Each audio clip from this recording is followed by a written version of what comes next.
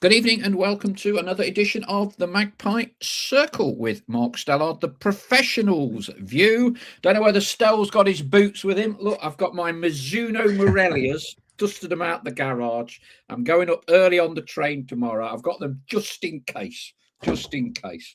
Bring yours, Stell. Crikey. I mean, we've just been having a debate, haven't we? I mean, if you're not going to gamble on Alessandra up top, there's not a lot of options tomorrow night, is there?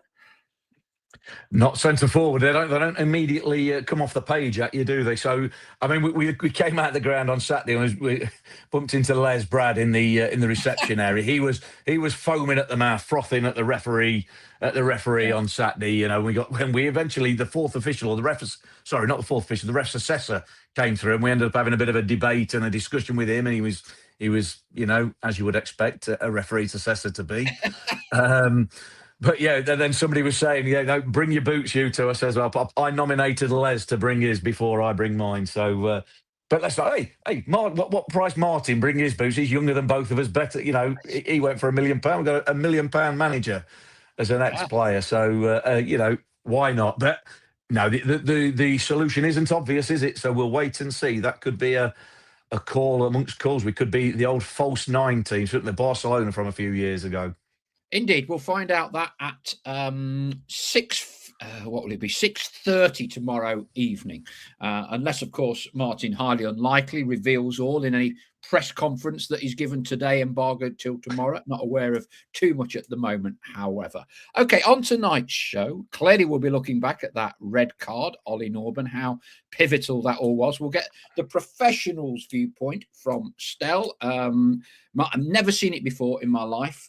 63 years old this year, 55 years going to watch Notts and everywhere else in between. Can't ever remember anything quite like that before.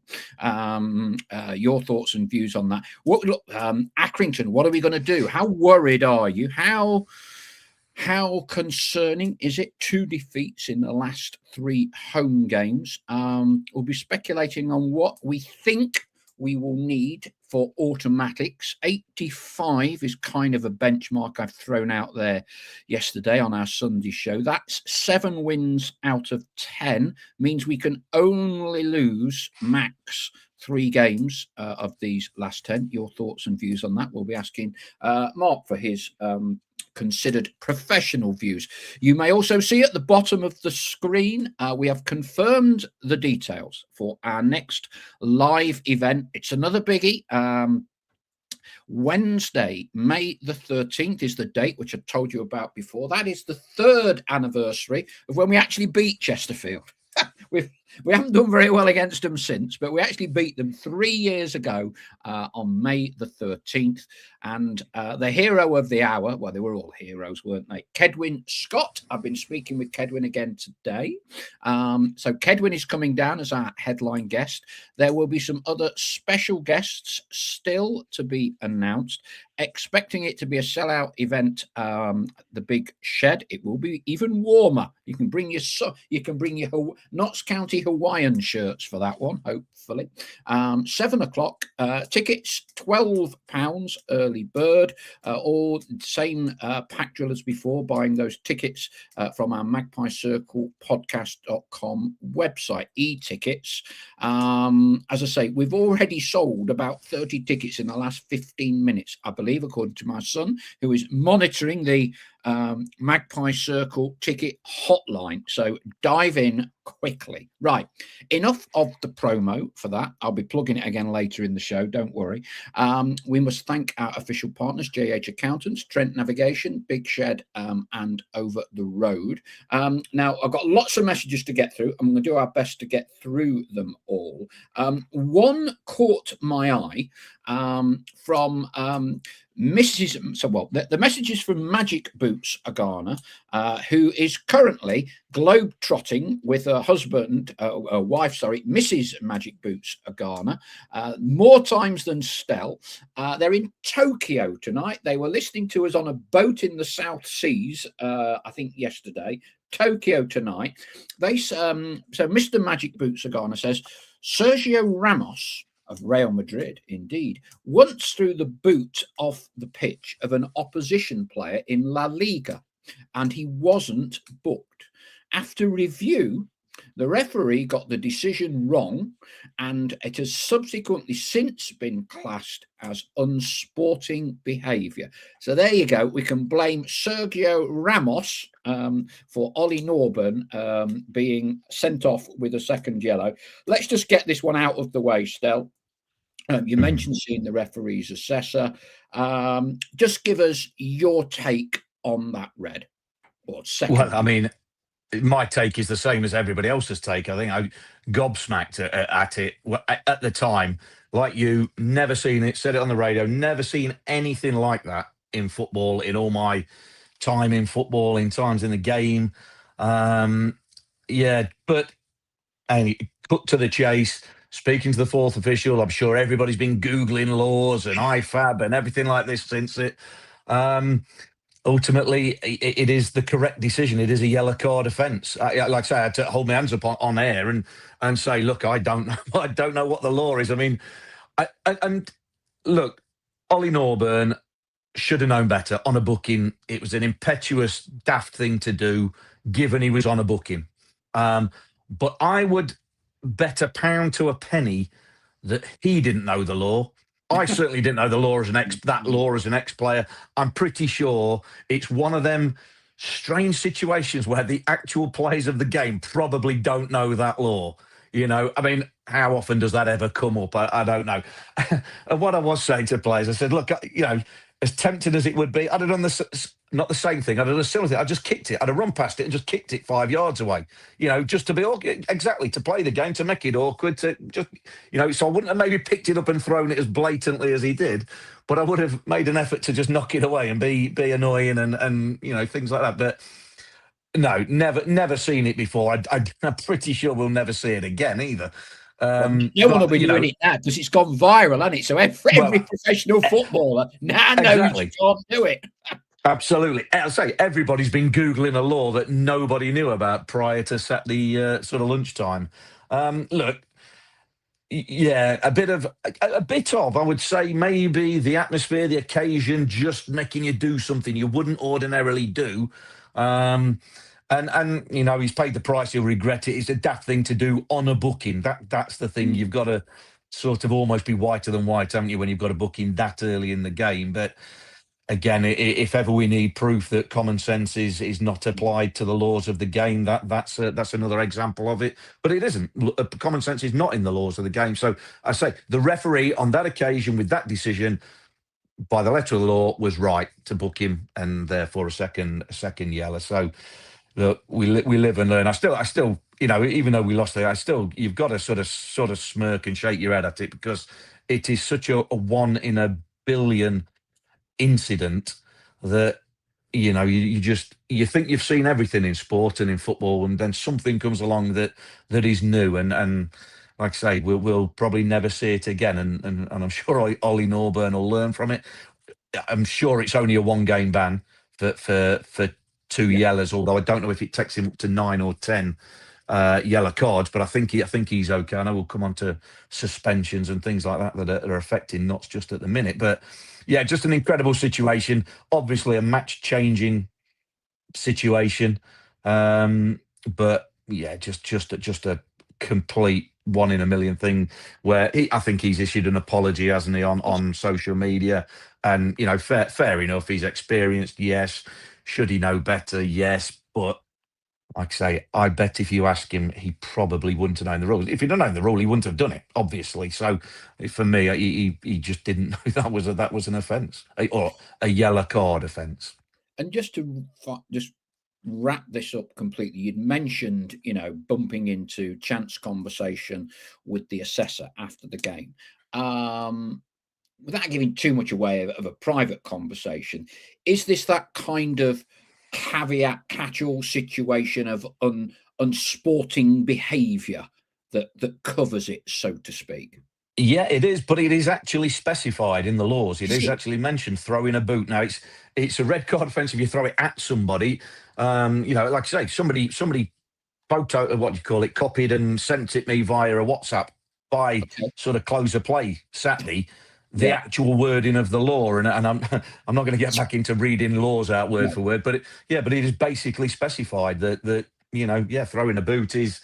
If you throw it at somebody or at the ball, I think that's a red card offence. If you just throw it off the pitch, it's ungentlemanly conduct and it can warrant a yellow card. So, and the fourth, not the fourth official, sorry, the assessor, absolutely, vehemently backing him up as no, that's the absolute correct decision.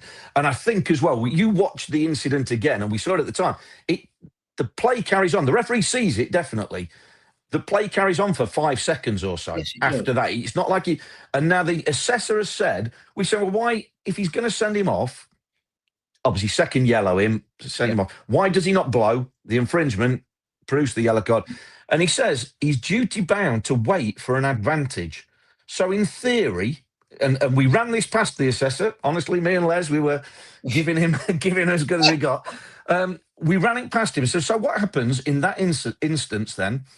If play carries on, Notts go up the other end, score, Ollie Norburn scores the goal, but then gets sent off retrospectively for a second yellow. And he sort of said that play would have been allowed to continue if there's an advantage.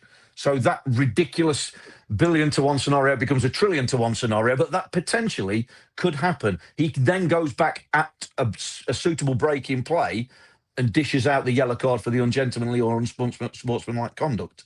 So Ollie Norburn could have scored Notts a goal and been immediately sent off for retrospective action. How about that for a freak-like scenario? It didn't happen. That's all theory and what might have been. But, that's what the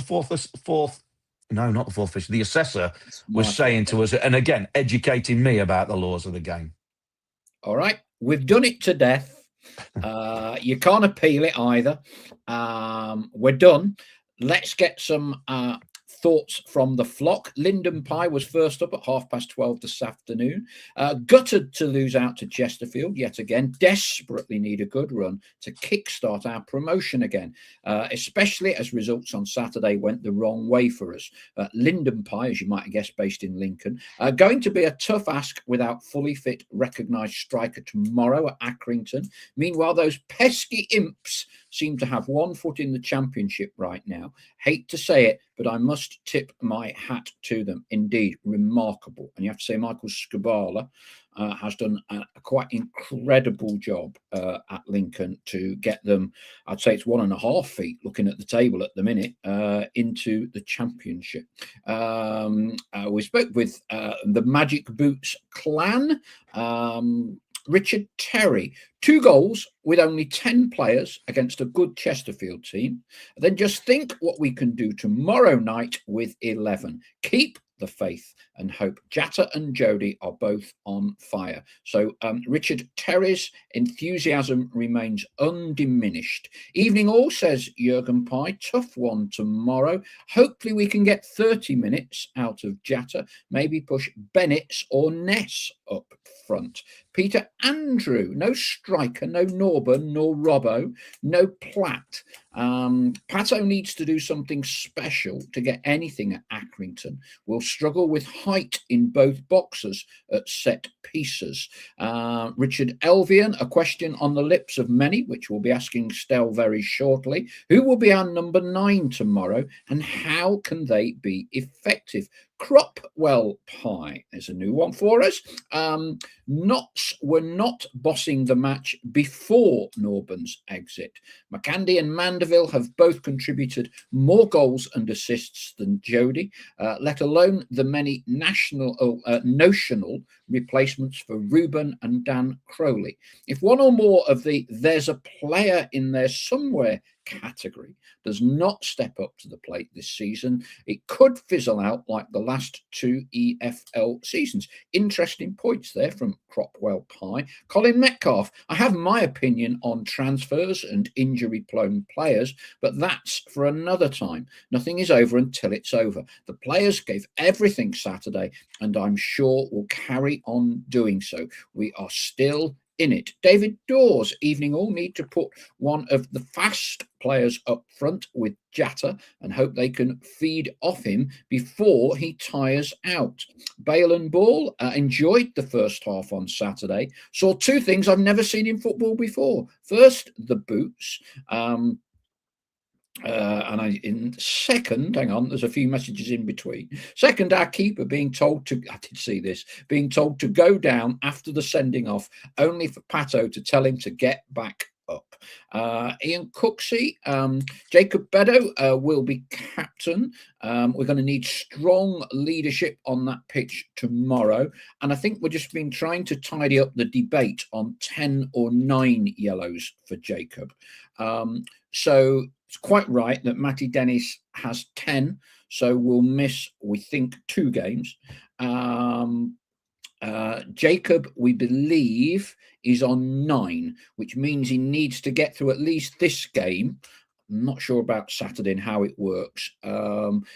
If he gets a yellow tomorrow, then he will be suspended as well, as we understand it. Don't take that as gospel. It's not too easy keeping track of all the disciplinary shenanigans at the minute. 3 reds in 6 games for Notts.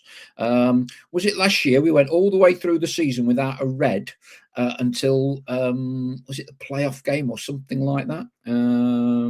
Anyway, JJ Aviation, evening Paul and Stell, can Notts bounce back and bring home 3 points with a depleted squad. Paul Cuthbert, when Norburn got his first yellow after 8, it was odds on he wouldn't last the game. Most of Dennis's bookings should have been avoided. Mark Williams, Island Pie. Where do you start on picking that from Saturday? At the time, I felt that Norburn was done like a kipper, as that was obviously their game plan to rattle us. I thought there would be mention of David McGoldrick, who scored again, the current EFL League One Player of the Month. Getting rid of Didsey to save some money, sold Bass because of the pound signs. Look where we are now, down to the bare bones. Promotion could easily have been gettable. Paul Cuthbert, I'd be bold tomorrow and play Elliot Ness up front. Lucas Ness, even. Elliot, my nickname. For strength and height, perhaps with Iapenda. Do we know about Platt's injury? We didn't look good, though. If we can get a point tomorrow, it will be a terrific result. Royston, who's clearly not a happy bunny, happy magpie tonight, yet clubs like Bromley are looking down at us. Embarrassing is what Royston has to say. What else have we got? We're really down to the bone, says Mark Williams, Island Pie. We need everyone to dig in to get a result. We need points now. Doesn't have to be pretty, but games running out and need to stay in touch with the top 3. Hello from Helen Spencer. Richard Terry, just a thought. Who was it who brought to the attention of the ref the shoe incident? Everyone was watching the continuity of play. Controversial, Paul Cuthbert. Dobra, nasty little so-and-so, but I'd love it if he was in our side. Naylor was excellent too. Chessie shaded it, in all honesty. We go again. Ian Haywood, we've tied up Matty Dennis already, I think. Ian Haywood, play Enoru up top. Why not? Richard Hawksworth, MP needs to pull a rabbit out of the hat tomorrow with no fit centre forward.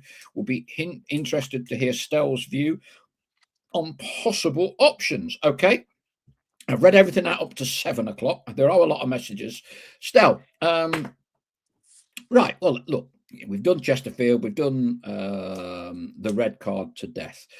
We're projecting forward to Accrington. Clearly one of the big topics is, what do we do up front? Yeah, that is a big topic. What do we do up front? Look, I think first off, we'll go, Jatta obviously is the only fit number 9 as we know it, with Dennison, unavailable. He's not fit, I don't think, from the sort of 10, 15 minutes we saw of him at the weekend. I don't think he's fit enough to risk starting him and risk him then pulling up, getting a recurrence of something. From that 10 or 15 minutes, he looked a little bit laboured, a little bit, like he wasn't ready to give it a flat out sort of go.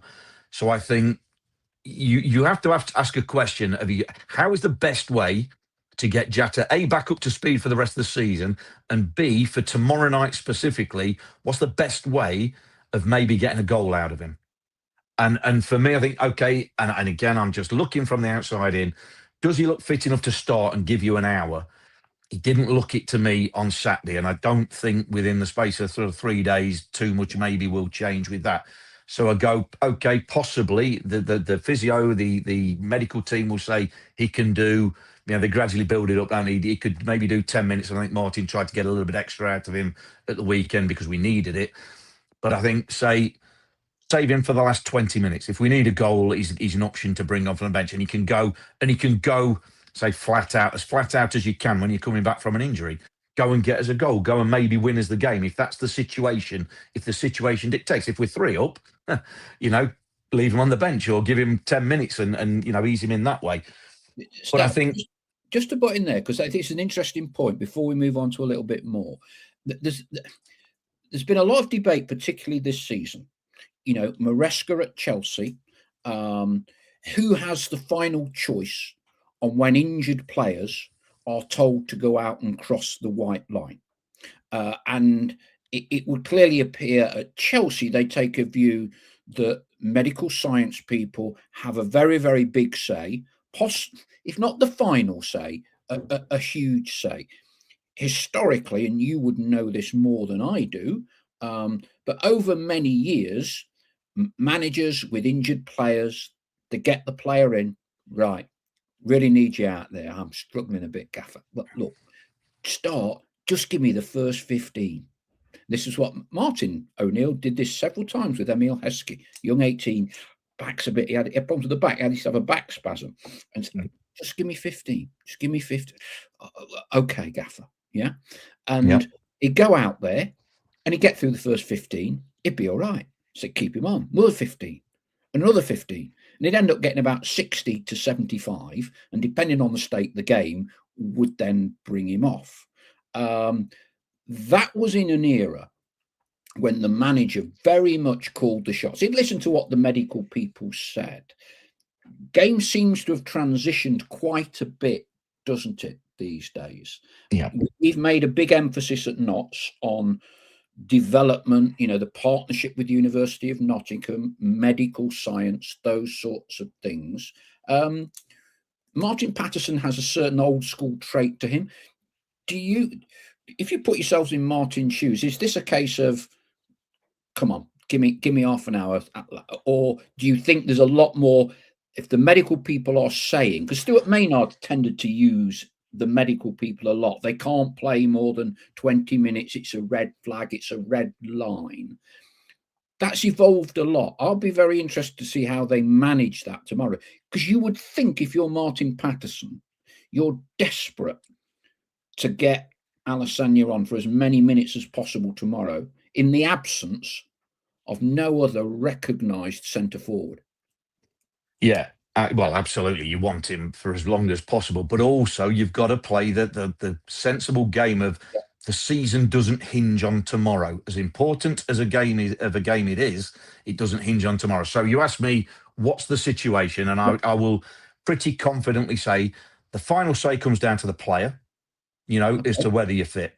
But there is always going to be conversation between player and manager, or head coach in this case, head coach and medical team, and it becomes almost a collaborative effort. Now, I agree with you. I think Stuart paid almost universal heed to what the medical staff were saying in terms of these red flags and things like that. Martin, I think, takes it on board, but maybe applies a little bit of older school thinking, if you like, to things. Not trying to risk injuries, but also, Can you push players? Can you push players beyond the red zone, if you like? Can you push players out their comfort zone a little bit and ask a little bit more? The Martin O'Neill effect with your example there with Emil Heskey. Now, I'm not saying that Alassania's in a place where he can be asked to start tomorrow. He might be. We don't know. Only those inside will know exactly how fit he is and how he's feeling. But I suspect from what I saw on Saturday that maybe not. And again, this is not just a case of, we need a recognised number 9, irrespective of what fitness level he's at, to start the game. This is what is the best way to get a result at Accrington tomorrow night, given what we've got available to us. Now, Accrington had played a back 3 at the weekend. They've got the big Farron Rawson at the back, and they played a back 3. No real reason why I think they would change that. It's not a massive pitch, Accrington's, is it? It's quite tight, you know. I don't know what the surface is like at the minute, but it's never always the greatest surface. So again, you take all that into consideration, all that into the melting pot. The fitness of Jatta, your other options. Who else do you think could play there out the other players?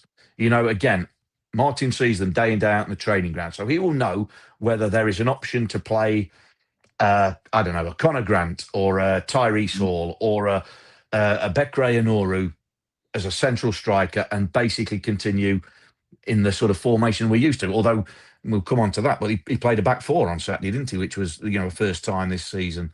But also you could play without a number 9. Go, they've got a back 3.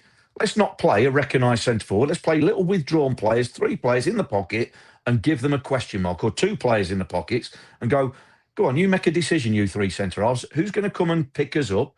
You know, again, it's difficult to do on sort of 2 days training when you've not already done that. But we've got plenty of players who are used to playing in them withdrawn positions. So again, you go back to Barcelona, used to play with a false 9, didn't they? Not really have an out-and-out centre forward, rotate in them positions, try and pick up pockets of space. Football is always played in the spaces. Clever players get into the spaces. You know, that doesn't matter. Wherever the opponent's set up, wherever they are, the spaces are between them opponents. So it's about identifying space, making yourself available for your teammates, and then going and making something happen. I suppose the biggest thing we're probably all concerned about is where are the goals coming from tomorrow night? And that's why I say, for me, for Jatta, how is the best way I can get him to give us a goal? Is it starting him, risking him? Maybe he can give us 45 at 90%, I don't know. Or do we look to get 20, maybe 25 minutes at the end, you know, when the game is there to be decided and it's a little bit stretched and there's some tired legs out there potentially? Is that the best way of having it, or the best way of having him on the pitch?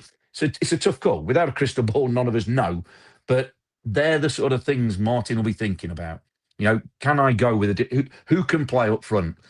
You know, Lucas Ness could be an option, you know, daft as it sounds. But I think, you know, they might have a bit of height defensively. They're not bad defensively. Don't score loads of goals, but don't concede loads of goals. So you might go, well, because of the circumstances, let's go and do something that the opposition aren't going to want us to do, aren't going to be ready for. I think that's why he changed to a 4 against Chesterfield. Took us all by surprise. Mm-hmm. And I think now at the other end of the pitch, this might be a situation whereby you go, all right, then, if we can, you know, have plenty of the ball, get players in the, you know, flood the middle of the park, have our wingers or wing backs as we do. Let's try and keep the ball, dominate possession. They're not a team that score loads, but obviously at home they'll have to make some of the running, you know, even though they'll play themselves as underdogs, Accrington. But we've got possession. We've got good players who can get on the ball in the little half spaces in the pockets. Now, maybe, and again, you've got to put it down to the players. Look, we haven't got to recognise it, but I'm asking, think Tom Naylor's goal at the weekend, midfield runner from deep, you know, late arriving into the box for the second ball into the box. You've got to release yourself. I know it's not natural for you.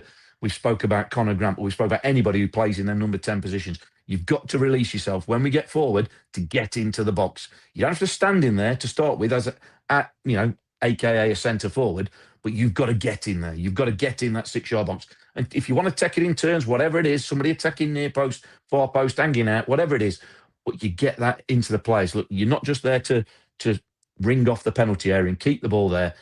You've got to take your chance to get into the box. And if you get around the box as well, pull the trigger. Maybe more so than you would do before. But look, players aren't daft. Players aren't daft, you know, not when it comes to football. They know the circumstances. So maybe this is where it comes down to the players. So you've got to take it on yourself. You've seen we're short of a natural centre forward, a natural goal scorer. So you can't pass the buck. Somebody grasp the nettle. Take it on yourself. Go and put the ball in the back of the net, or at least try. Go and pull the trigger. We'll get plenty of the ball, and we'll get in there attacking third, I imagine, if we play well. Then go and put the ball in the back of the net. Take it upon yourself to go and do it. So, if we're working on the basis that Jata isn't fit to start, you're the gaffer. What are you doing tomorrow? Are you going this false nine, or or who are you playing up top? Do you know what? Personally, when I look at the players that we've got, I think it possibly. I mean, again, I don't know what Beckrae-Noro's like for his pace, maybe up top. But again, it's not a massive pitch for me turning them round. I don't know. Is there anybody else that's a natural centre forward? I don't know. You know, anybody you could play the ball into, hold the ball up. Don't know. So then do you go Lucas Ness? Do you go a makeshift centre forward who can compete aerially, and then we can look for bits off them? Maybe that would be an option. But again, I personally would probably lean towards playing a false nines and just load that middle of the park. Jody on one side, Nick Cerullo on the other, assuming everybody's fit, and go, look, let's dominate possession. Let's keep possession there. Then we get into the final thirds. Then two of you release yourself. You're not a midfielder anymore. When we're in that final third, you're the makeshift centre forward, if you like. You're getting into the box. Because again, when we do play a single centre forward, apart from coming from deep to give us a platform to play, we don't play into the centre forward too much. It goes into wide areas. We play the passes. We get little patterns of play, little overlaps, whether it's the wide defenders, whether it's sort of Jody on one side, Nick Cerullo on the other. But we get overloads in them sort of wide areas in the half positions. So we can do that. But like I say, but then your position, your mind's got to switch. You're a midfield player or you're attacking midfield player until we get to the final third. And in the final third, then release yourself. You've got the freedom. Get in the box. Go and see where the space is. Go and attack the space. See what happens. Again, it's a slightly different scenario, but sometimes footballers have to adapt. You know, we're not asking them to do it for 46 games. We're asking for one game. Can you go and do this? Can you go and get on the score sheet? Go and play your football. Go and get your patterns. You've got an extra body in there. Go and ask them a question. If they're playing with a back three, what are their three centre halves going to stand around marking nobody? No, they're going to have to come out. And then that can create space in behind as well. So, again, there's loads of ways to do it tactically, but it all comes down to players playing it. That's it. There's no one tactic that wins everything. But I think if it was me, you're asking me now, looking at trying to put as many round pegs in round holes, I would look to do something like that. Look to do something a little bit, say, it's not ideal. It's not what you want to do. It's not the way we want to play. But given the circumstances, that's the way I'd try and go. And at the very worst, go, right, we try and dominate the ball. We keep them pinned back. We don't give them a chance. And we frustrate away from home. We've got the big man on the bench. If it's 0-0 in the last 20 minutes, he's coming on, fresh as a daisy, get the ball in the box. We've got the goal scorer. There we go. But, you know, easy said, not so easy done. But that, I think, would be the way I'd go about it. But again, it means nothing because I'm sat here and I've not got to pick the team. Very good. Thank you for that, Stel. Kelly Norman, evening all, with no striker, assuming AJ not fit for a full 90. Is it time to get Jody Jones up front, like I said last week? Steve Whiteman, maybe give Inoru a chance and bring Jata on if needed and required. Rosemary Mans is almost speechless after the weekend. I don't know what to think anymore. No opinion. Just that we may have run out of Auto's promotion road. Lippy Jane, if you were to write the worst script for the Chesterfield game, that was it. What else have we got? Robert Minister from Australia down under. Good morning / evening all. I'm looking forward to tomorrow's game and how we will line up. Everybody's thoughts. Well, we've just had the views of Stell there. Karen Knight. Dennis must have known the jeopardy of that challenge for the yellow card. Now he's missing 2 matches. In my opinion, not acceptable behaviour. Quite a few comments about the standard of refereeing. And yes, the referee was the same referee that refereed the playoff final between the 2 clubs. But we'll have to invite him along to our Wembley anniversary. How about that? Do you know on that? And the match referee. Let's see whether he's brave enough to accept. Yeah, just on that as well. We heard, and this is not, I've not verified this, but we heard their pundit before the game, their radio commentator was saying at the last 7 meetings between Notts and Chesterfield, he's refereed 4 of them. So, yeah, I don't know whether it's a fixture why nobody else can referee the game, but yeah, apparently he'd done 4 out of the last 7 of the games between the 2 teams. So, strange little coincidence.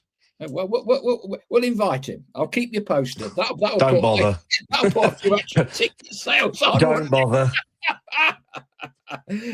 Joseph Crabtree. To answer your question, I think Joseph is a York gentleman who I met in Costa on Daleside Road. It's amazing who you meet in Costa on Daleside Road these days. Fans up here absolutely love Stuart Maynard and João Alves up here in York. I'm sure they do. Their run is remarkable. It's a complete repeat, as far as I can see, of Wrexham and Notts without the Hollywood ownership at the minute. They could be on track to surpass our total of 107 points and still not go up. Yeah, it's remarkable run both of those teams are currently on. Rochdale, I think, are 2 points clear with a game in hand.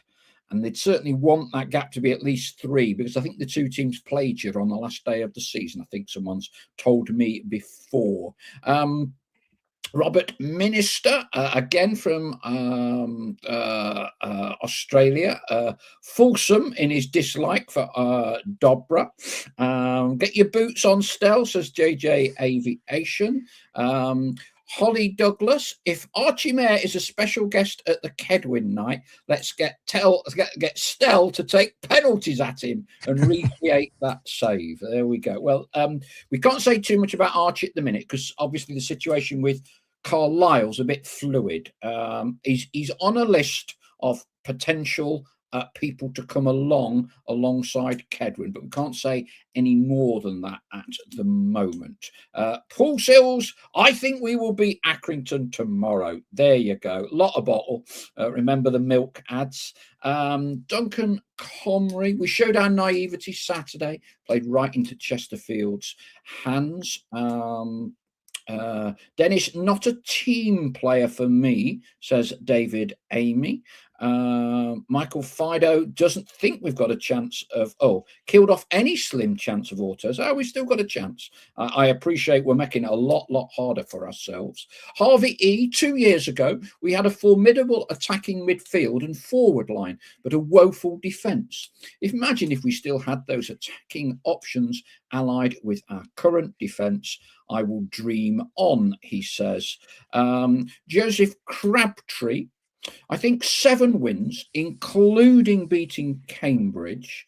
I would factor in beating Salford as well. I'm still really optimistic. By the way, ask South Shields to emergency loaners Kedwin back. What a legend. Well, you'll get the chance to see him if you're getting your ticket sorted, Joseph, for our 3rd anniversary night. Lippy Jane is requesting 4 tickets. We'll sort you those out, Lippy. Paul from both Norburn and Dennis thinks Joseph Crabtree. We're relying on snookers almost now. Lots more twists and turns. Keep the faith, mate. I will give you a slightly counter view. Were, and these are the ifs, were we to take 6 points from the next 2 games, you'd probably say in this week we're only really 1 point down because we would have probably taken 7 from 9. I think the challenge has been Chesterfield was the game you didn't want to lose. Kind of gets them back in the mix, so to speak. Ian Cooksey, regarding the boot final, this is the final one I'm going to read out. Still say he should have thrown it at Dobra. If you're going to go off for a good reason. And we had a debate on Sunday as well, Stal, in the Sunday show. You and I disagree on this. So I don't know what you said at the time. Dobra wheeling away in front of the Kop. I think you've been critical of that, albeit as an ex-player. I don't mind that on the basis that it's a game of raw emotion. I get it could have led to something a bit more serious, but just as an aside and just, reiterate your views from previously, I don't mind that. It's a game of emotion. We as fans give you, professional footballer metaphorically, not you personally, obviously, unless it was Bradford in the playoff final. We give players pelters all the time. I personally think players are allowed to have a go back. You differ, don't you? You differ. Well, it depends. I think there's a level. I think you're allowed to give a bit back, yeah. But as long as you don't sort of cross the line where you become inciting sort of violence and stuff like that. So there's a level of banter, if you like. But when you're on the losing end in a sort of, I say it's a local derby, but a fiercely competitive game where there's a lot riding on it. It's a fine line, and you do have to be careful with that. So, look, I absolutely right. Players take pelters. I've been on the receiving end, and it's good just to give a bit back. But the best way of giving a bit back is doing what he did, put the ball in the back of the net. You don't need to then go and do anything else. But it is nice, just a little look or just a little glance or whatever. But look, the thing with Dobra as well, he's done exactly what you don't want from an opponent, but you want from your own players. You want him to rile people up, you want him to affect the game in a positive way, and you want him to annoy the hell out of the opposition and the opposition fans. If we were talking about a Notts player doing that, we'd be over the moon. So as frustrating as it is, yes, but that is the game. You measure the mark of respect or something, or the mark of an effect you have on a game by how much have you upset the opponents. If you haven't upset the opponents at all and you haven't upset the opposing fans, you've not had a very good game. So, as much as it's frustrating, as much as it hurts you, there's plenty of players over the years who everybody loves to hate. But if you get a chance to sign them or get a chance for them to be in your team doing that sort of thing, or it's one of your players doing exactly the same thing, we'll turn a blind eye to it. We love that. Magpie 1862, technically we drew with Chesterfield in the playoff final. So in theory, our recent record against them is that we've won 2 out of the last 10. Crikey. Matt Arnold, my boss, is a Chesterfield fan. God, I bet you've had a good Monday morning. Who has given me plenty of good-natured ribbing today. He did admit that we would have won 11v11, though.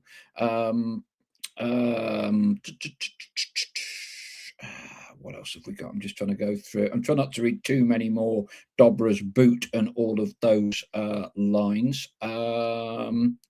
Steve Silver, Shuey, I am actually really optimistic that we will win at Accrington tomorrow. That's positive to see from you, Shuey. Julie, how did anyone see Dennis being thrown to the ground as Norburn was getting the red card? I saw something of that. I didn't, in truth, know exactly what was going on. Norburn's second yellow, says Tim Allsop, highlights the inconsistency of referees, as Dobra got off scot-free when he took out Tangen. Melanie Rees, bizarrely, an AFC Workington, is that Workington or Wimbledon? You put down Workington, was booked for exactly the same thing. That probably sounds like Workington. Exactly the same thing as Norburn versus Stocksbridge on Saturday. What are the chances? Great knowledge, Melanie Rees. Workington, Stocksbridge, the same thing happened. There you go. My gripe, says Adam Kent, once again, lack of consistency. Dobra's celebration was excessive, provocative, and went beyond emotional expression to become taunting. Look, Rome Colosseum, are we not entertained? All that. I don't necessarily have a problem. We throw pelters at players. I guess the line where you draw it is debatable. Sadly, Paul, I can't do the 13th for Kedwin, as we'll be in Rhodes Airport awaiting my flight home. Get the flight 24 hours earlier. You might not be going yet with what's going off in the Middle East. Been really positive. What else? James Cannon. Would Notts fans rather win the league or go up via the playoffs at Wembley, beating Chesterfield in the final? Rather win the league. And plenty more about the ref. Stel, let's talk. 10 games to go. What do you think we need? How would you percentageise our chances of autos now? 50-50, 20-80, that sort of thing. Where would you assess it? And then secondarily, what sort of points do you think, gazing into your crystal ball and knowing every fixture that all the other promotion chasing teams have got, you normally have, what do you think's the marker? Well, I've not looked at all the other fixtures yet. I must admit there's too many of them still to go. But excuse me. We're obviously odds against being automatic, aren't we? Purely because we are fourth at the minute. We're 4 points out of it. We've got to make up 4 points on Cambridge at least over the last 10 games, and Cambridge are in better form than we are. So we are odds against. What percentage would I put on it? I would say we've got about a 30-something% chance. I would say, odds against, but not absolutely unthinkable. And again, you've got to remember how quickly football changes, how quickly form can change. It wasn't too long ago, Notts had won 6 on the spin. We were thinking everything was happy as Larry. We were looking at, potentially winning the league. And then all of a sudden, form dips, things change, three red cards in, 7 games, 6-7 games. And we're looking a bit bare bones-ish for tomorrow night, in the attacking sense anyway. But look, things change. Just because we haven't got, we talk about this centre-forward problem tomorrow night, or the centre-forward issue, I still go there expecting to win the game. So, nothing changes. But for a percentage, I would say a 30-something% chance of automatic. So odds against, but there is a chance. We've still got a good squad and a good chance. And there is no guarantee that them teams above us carry on winning until the end of the season. So we've got 10 left. Others have got, I think it's only us and Cambridge. Others have got 9. We've got 64. I was speculating win 7 out of 10. Yeah, that takes you to 85. You nick a point from one of them other 3, gives you 86. I think that would potentially do it. What sort of marker do you think gives you a more than fighting chance of autos? Yeah, I think similar. If I'm honest, I think it's going to be more similar to 2 seasons ago than last season. The mark 2 seasons ago was 86. I think it was Mansfield finished 3rd with 86. So therefore you need 86, 87 points to get automatic. Last season it was 78. The 3rd place team 78. It's going to be more than that this season, barring an unbelievable turnaround in form for a lot of teams. So I think you're probably looking at 7 wins, 21 points. Takes us to 85. Even then that might not be enough. If Cambridge carry on the way they're doing, Bromley, MK Dons, you're looking mid-80s at least, I think, to give yourself a chance. But you never know. The other side of it is to make sure you're in the playoffs, obviously. And the last 2 seasons, that has been the same. 70 points has got you in the playoffs. But again, I think that'll be more this season. So it might be 72, 73 points for the playoffs. But automatics, I agree with you. I think you're probably going to need 7 wins or, 21, 22 points, however you get them. But you would think that's going to need 7 wins. So in terms of breaking that fixture list down, absolute max, Notts can only afford to lose 3 out of these 10. Lose any more than 3, and that's probably you're done. I would think so. Yeah, I would think so. Obviously, you go on the maths of that. Yeah, of course, if you lose more than 3, you're not going to get 21 points. So Yeah, we can't afford too many more slip-ups, and let's face it, we've lost 3 out of the last 5, so we need to turn that form around quickly. But they're capable of it. They're more than capable of it. They've shown that they can go on a run of wins, not just, unbeaten, a run of wins. And also, we got to factor in the last 10 games of a season, it suddenly gets to the sharp point, doesn't it? Yes. There's times for a little bit of wobbles. Teams that look formidable suddenly have a little bit of a wobble when they're near to achieving something. So who knows? Bromley, MK Dons, Cambridge all look absolutely unbeatable almost at the minute. But the closer that winning line comes, the closer that achieving something comes, then we've seen it before. Teams do have wobbles, and all of a sudden, pressure can do funny things. So, look, we're reliant on other teams above us slipping up, but this is League Two as well, so teams will slip up.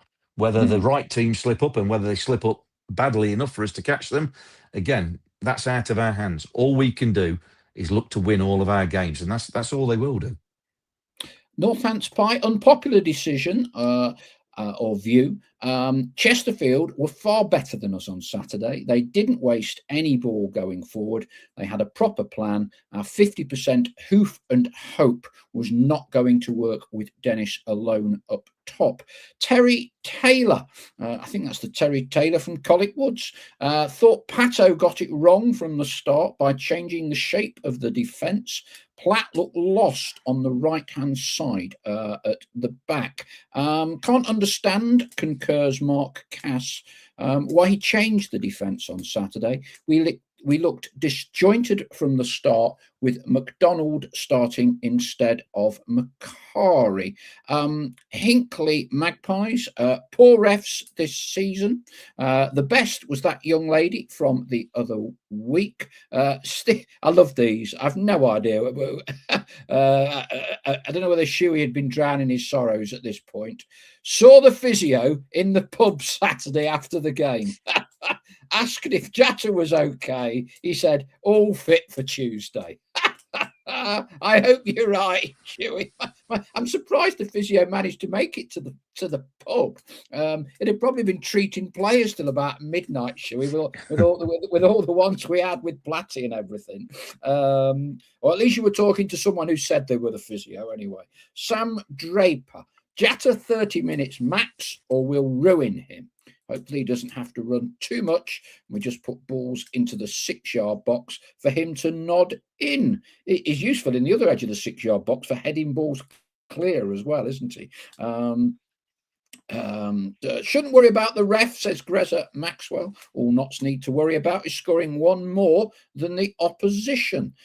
Sam Draper, I agree, Terry, shouldn't have changed the back line.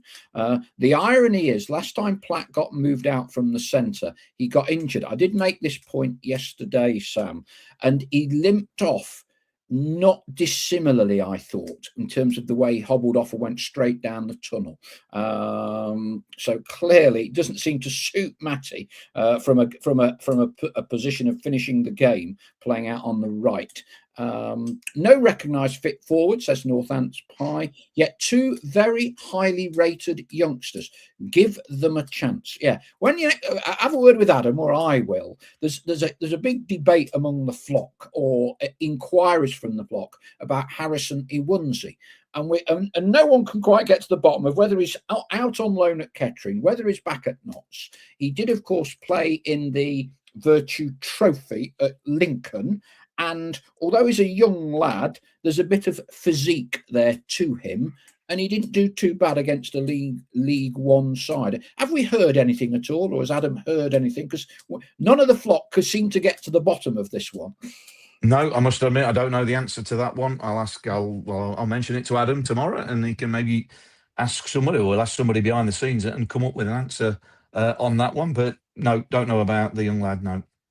Yeah, Jatta is a valuable long-term asset, says Adi Clark. Hi, Adi, to Notts. So that will also be taken into account.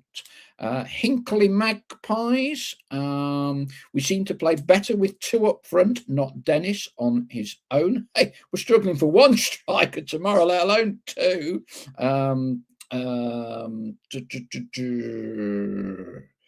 Riley Reynolds, there's another one, is flying at Kidderminster at the moment. Get him back. Hinckley Magpies, by the time we reached the end of last season, we were in a not dissimilar situation. Lack of strikers, depleted squad, and fell flat on our back sides. Dale Piker, it will be normal service for Chesterfield tomorrow. Oldham will beat them, he says confidently. Their own fans say their major issue this season has been consistency. According to scouting data, says Sam Draper, Bennett's made 3 appearances as a striker for his clubs before 2020. Northants Pie on cue. Get Harrison Iwunzi on the pitch. Vitor says the 3 across the back and 5 across the middle pick themselves, with Iapenda, Palmer and Tangan centrally. Grant and Bennett's up front is the obvious choice to me. Stel and I were having the chat before, and I could have sworn Grant played 1 game up top when we didn't have any strikers. Maybe it was under Maynard. More probably, I have completely imagined this. But I could have sworn he played 1 game up top. Anyway, last 10 games last season, says Jurgen Pye. 1-2, drew 3, lost 5. Got to be much better. We've not quite plumbed those depths yet, Jurgen. I seem to remember we had a terrible run at home, didn't we, towards the end of last season? Ref watch. Dale Pikett. The ref for tomorrow has done 16 League One games and 8 League Two games this season. So no newbie tomorrow night. There you go. There's a good bit of research, Stel. Yeah, absolutely. Well, as long as they give the right decisions and give them all our way, we don't mind, do we? We've got a Chesterfield fan talking about the first yellow. From what I've seen, I wouldn't really disagree with that as a yellow. We're very objective and very balanced on this show, Lucio. And just to echo the point, Stephen Stone, Dobra's a diving cheat. Oh, look, a bit of emotion here and there, obviously, Luca, but I wouldn't have any out on the balance of play. I thought Chesterfield deserved to win Saturday. Adam Kent, our running games are all winnable, even Cambridge, Colchester and Salford away, but this is not. I mean, to echo your point, Stel, sometimes the teams at the bottom, a lot of people are making capital or mileage out of our runnings much better than some of the other teams. But you often find the teams at the bottom who are fighting for their lives pull together all sorts of results. I mean, said yesterday, Newport's current form over the last 6 games is better than ours. They've won 3, drawn 1, lost 2. I had a little look because I know Christian Fuchs. So I think when we kind of play these games of, we're playing them, that'll be I don't really buy that. I don't really buy that. No, I was going to say, you always look at games and predict, don't we? We play that game, but year in, year out, we always get it wrong. You're absolutely right. You know, when it comes to it, and there's a bit more pressure on everything, everybody's playing for something, or most of the time, everybody's playing for something. You know, playing somebody mid-table, playing somebody bottom of the table, playing somebody top of the table. It's all about, and again, it's League Two in a nutshell. It's all about what they perform like on the day. You know, form sometimes goes out the window, or frequently goes out the window. No game's easy because every game, the pressure just slightly notches up a little bit. So, look, would you want to play teams around you? There's an argument to say play teams around you, because then you take points off them if you play well and win the game. So, look, it's always about points accumulation. You've got to win games. You've got to win the correct number of games. You know, you've got to amass the right number of points. Doesn't matter how you do it. Doesn't matter who you beat. It's about getting to the marks. We think, like we say, we're thinking mid-80s for automatics. But again, in a week's time, that could look a little bit different. With a couple of surprise results, that could look a little bit different. But at the minute, where we're 10 games out for ourselves, you'd look mid-80s automatics, probably low 70s for playoff, 72, 73 to guarantee playoff, something like that. But again, that is a movable marker. Doesn't matter who we pick them up against. But every game in League Two, there is not a game you go into and go, on paper, we can't win that. Doesn't matter who it is. Does not. We've drawn with Bromley twice, played them twice. We've took points of MK Dons. Beat them. They're the top two, and they're a little bit clear at the minute. So why should any other game fill us with fear? It shouldn't. We should believe going into every game, but you've got to perform. It's all right talking about it. It's all right saying you believe. It's all right saying you can do it. You've actually got to go and do it. And that's what the league table will tell us in May when all the games have been played. That will tell us the teams that actually went and did it. David Skinner, talking of teams that actually went and did it, is going down memory lane to when I was a young 7-year-old. Stell wasn't even born. 1970-71 Division 4 was the last time we went the whole season unbeaten at home. We won 19, drawn 4, lost none, scored 59, conceded 12. That was some home record, Stell. Debbie Caton doesn't want to go display her age too much here. I was there for all the home games. I didn't know this. Dad started me as a pie early on, as did my dad. Yeah, I was 7 years older that season. Remember running on the pitch last game of the season. If memory serves, Exeter City gave us a guard of honour as we ran out. And then we all ran on the pitch, didn't we, at the end of the game? Pete Feenstra, talking of Harrison Iwanzi, where can we find info on reserve or B team results? I'm sure people better than I will know some sort of football data sites where they seem to have everything on these days.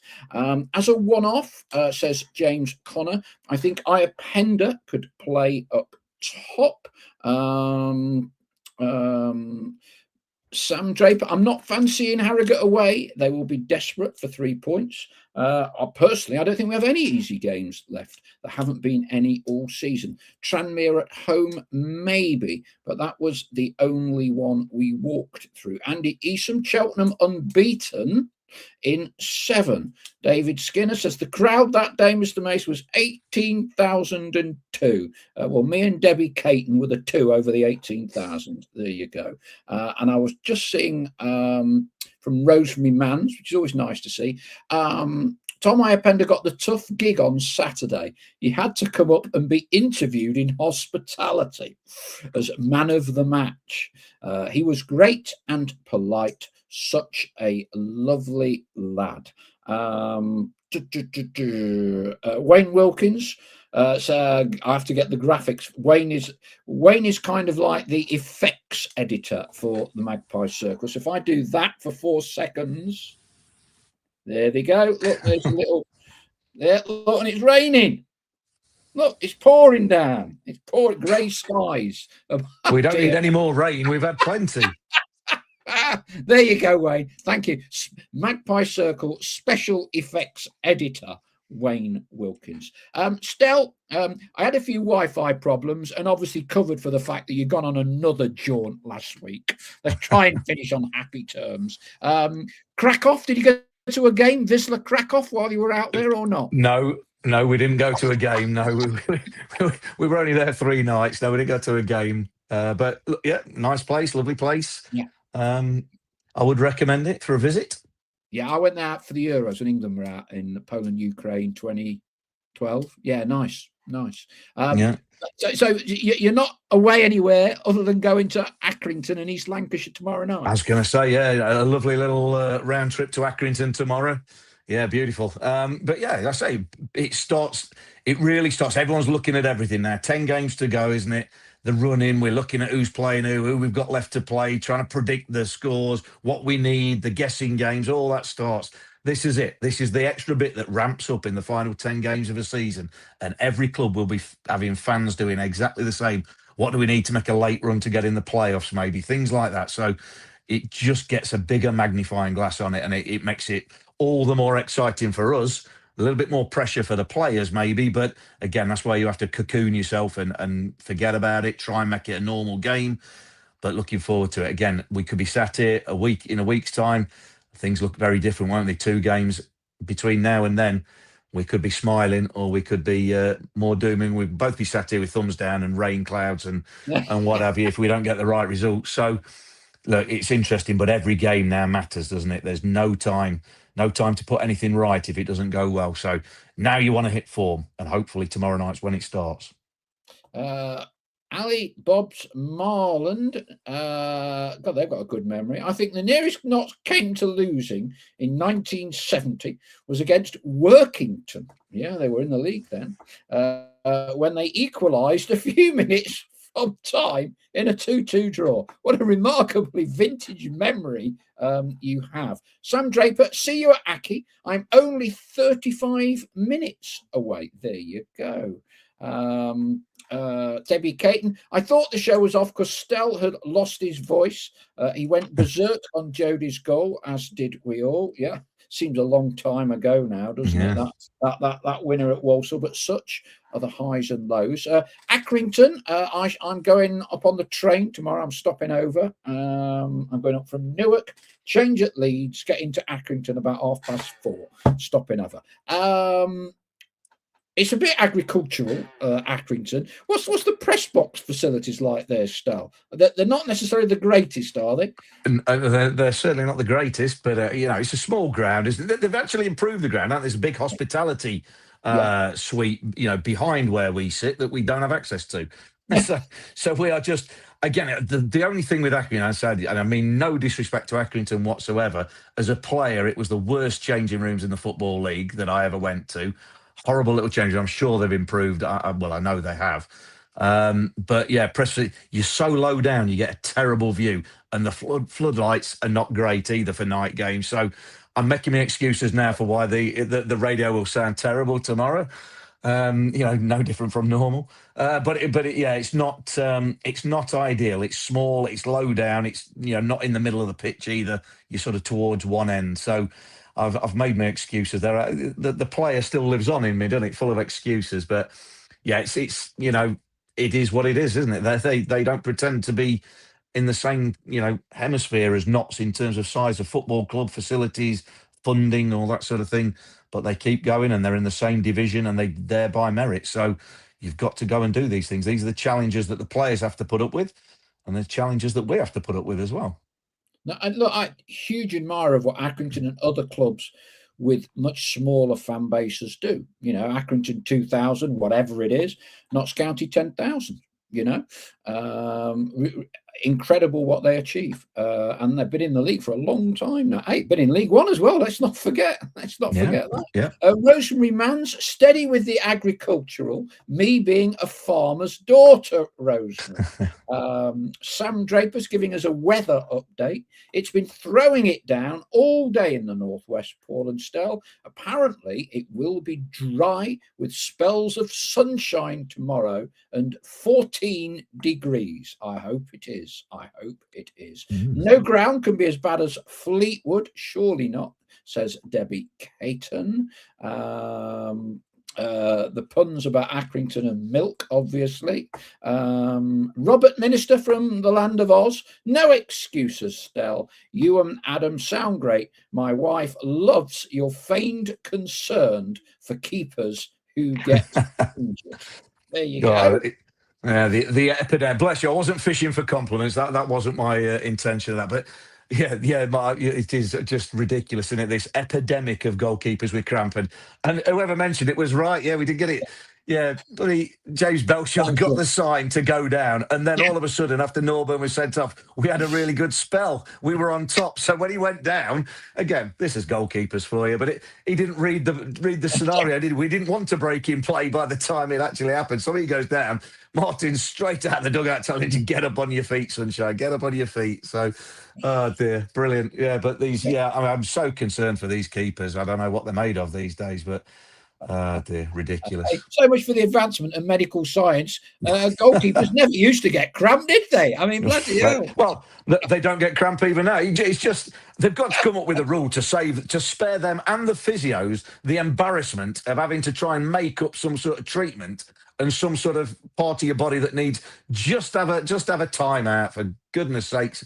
Prevent all this absolute shenanigans going off and going, look, you can have a timeout when you want, save your keeper going down. But again, back to the assessor, he did say that from next season, keeper going down means an outfield player has to go off for 1 minute. Is that what they're going to do? So that's what has been brought up at that meeting. He said, I think it still needs official ratification, but that's what they've suggested or said is going to happen. So I think it still needs formally signing off, but that's what he said was going to happen. Yeah. So if a keeper goes down now with imaginary cramp, with fear of the dark, whatever it is, then an outfield player goes off for 1 minute instead of nobody went off when a keeper goes down, but now it's an outfield player who has to go off for 60 seconds as opposed to 30. There you go. A Magpie Circle exclusive by Mark Stallard. There you go. I'd not heard that one. That's interesting. It's very interesting. Lippy Jane, recommend the Working Men's Club for a pint in Accrington and the Chippy a few doors down. Otherwise, not a lot there. Just outside the pub, they have like a mobile catering franchise thing. You get like the cheapest pie and chips. It was I can't remember, £3.50, I don't know, £4. And it was really good. You have to like sit on a terrace and everything and eat it out, with your plastic fork. But that's where I went last year, and it was actually very good. David Skinner, if a goalie goes down, every player should have to go to the centre circle to stop the pitch side briefings. That doesn't necessarily stop the break in play, which is a lot of what it is designed to break the flow and momentum, isn't it? Yeah. Dale Pikett, you can take your chippy tea into the pub across the road in Accrington. The pub is called the Grey Mare. He says Grey Mere. I think he means the Grey Mare. Greza Maxwell, John Burridge, Budgie, that was an old name, wasn't it? Never went down with cramp. He was playing till he was about 50, wasn't he? But you never went down for cramp Cavaliers either, did you? Neither did Raddy, says Ian Cooksey. Anyway, on that note, we've done a fair bit tonight. Thank you very much. Got hopefully most of your messages out, but clearly there was a lot to get through tonight. We shall be back later in the week, Friday, or I will be anyway. Thank you one and all for your participation this evening. Don't forget the gratuitous plug, and I've been checking my mobile phone, and the tickets have been flying out. So Kedwin Scott, Wembley Reunited, the anniversary of when we actually beat Chesterfield, brackets on penalties. Kedwin Scott coming back Wednesday, May the 13th. Other special guests to be announced at the Big Shed. £12 early bird tickets, 7 o'clock start. Look forward to seeing everybody there. Act quickly, get those tickets as quickly as you possibly can while there's the early bird incentive on. Stel, thank you as always for your expert analysis, views and scoop on what may well be happening with regards to cutting down on goalkeepers playing or garnering the system. Yeah, absolutely. Yeah, pleasure as always. And who knows, 2 games this week, Accrington, Cheltenham. If we're sat here in a week's time, 6 points better off, there'll be a bigger smile on our faces then, won't we? We'll all look a little bit different. So safe travels, everybody. Have a good week. Indeed. 500, I believe, is the latest estimate of those of us making the journey up to Accrington. Be loud and be proud, as always. Thank you again for your participation. Look forward to catching up with you soon. Cheers.